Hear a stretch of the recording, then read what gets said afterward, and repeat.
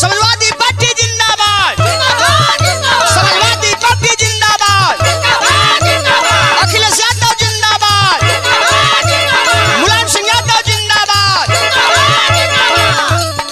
ए भैया प्रवीण यादव जो लोहिया वाहिनी के जिला सचिव गाजीपुर, जिला अध्यक्ष समाजवादी पार्टी माननीय रामधारी सिंह यादव गुरुजी और गाजीपुर के लोकप्रिय सांसद पूर्व उप सांसद राधे मोहन सिंह जी के नेतृत्व में लोहिया वाहिनी का जिला सचिव बनाए गए प्रवीण यादव जो समाज सेवी हैं, समाजवादी पार्टी के लिए अथक परिश्रम करते हैं, जो कि चखनिया के पूर्व प्रधान श्री हवलदार यादव के सुपुत्र प्रवीण यादव जी ए भैया समाजवादी पार्टी के लिए और समाज के लिए रातों दिन चलने का काम करते हैं। तो कहना है क्या,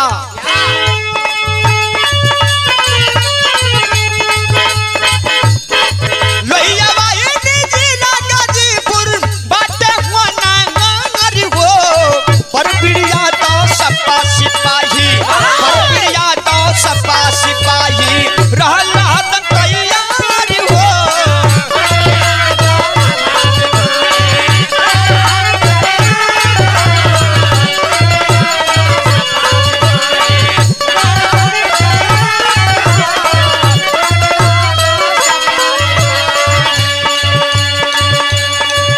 ए बाबू प्रवीण यादव जो लोहिया वाहिनी के गाजीपुर के जिला सचिव हैं, इन्होंने जब इनको कार्यभार सौंपा गया, जिम्मेदारी सौंपी गई थी, इन्होंने कहा कि हम बड़ी वफादारी से अपने पद पर काम करने का और समाज में समाजवादी पार्टी के लिए काम करने का काम करूंगा।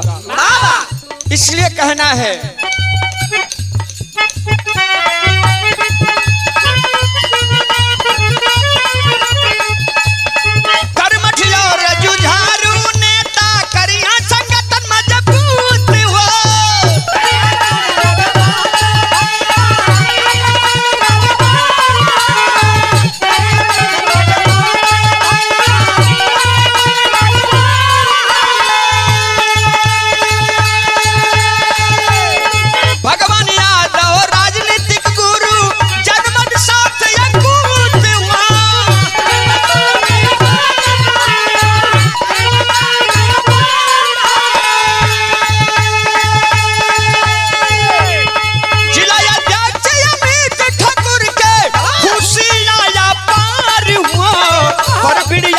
सपा सिपाही, प्रवीण यादव सपा सिपाही रहल हरदम तैयार हो।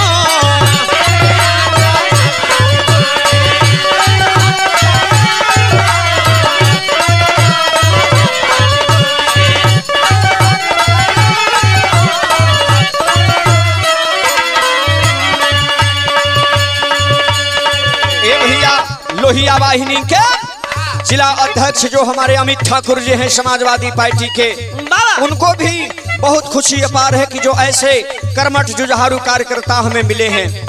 हे बाबू आखिरकार ए प्रवीण यादव तन मन धन से समाजवादी पार्टी के लिए हमेशा काम करते हैं। इसलिए कहना है तन मन धन से समाज सेवा करलैया ऐलान हो।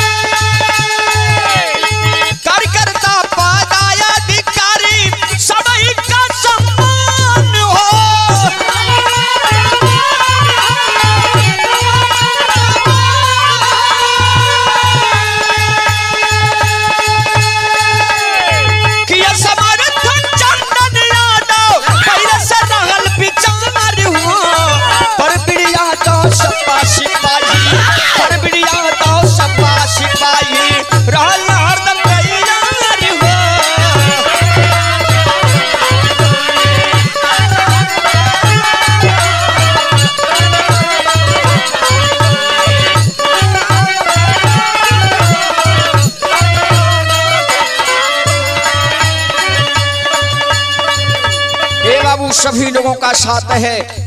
प्रवीण यादव को और सभी लोगों का सम्मान करना अपना परम कर्तव्य समझते हैं। प्रवीण यादव ए बाबू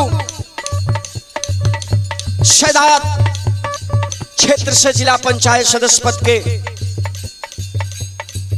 उम्मीदवार हैं हमारे बड़े भैया चंदन यादव जी और समाजवादी पार्टी के युवा नेता भी हैं और हमारे बड़े भाई राजू यादव जो जखनिया तृतीय से जिला पंचायत सदस्य पद के उम्मीदवार हैं और हमारे रंगीला यादव जी, लाल यादव, सभी लोगों का समर्थन है प्रवीण यादव के लिए।